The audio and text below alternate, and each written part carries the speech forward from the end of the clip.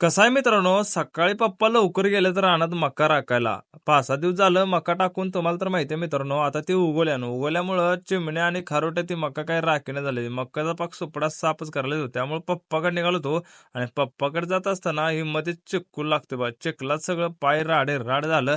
चपल्या जाम झाल्या, पण तुटल्या काय नाही. त्या बरं झालं म्हटलं. मग पप्पाकडे पोहोचलो तर बघतोय तर पप्पा इकडं कागदाची गुंची घेऊन बसलं होतं. इथं ऊन लागत नव्हतं, बारीक पाऊस येत होता. त्यामुळे गुंची करून बसलो होतं.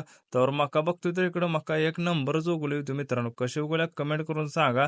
लागलीच मग अंघोळ वगैरे केली. अंघोळ झाल्यानंतर दूध एक घालायचं जायचं होतं. मग काय BMW काढली, गाडीला किटली अडकवली, निघालो दूध घालायला. दूध घातल्यानंतर घरचा बाजार एक संपला होता बघा.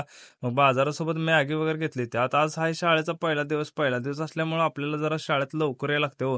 आणि शाळेत आलो तर मित्रांनो, शाळेत आल्यानंतर एक मजा झाली. शाळेला लवकर येण्याच्या नादात मित्रांनो, शाळेची जी मेन चावी असते ना, तीच घरी विसरल्या.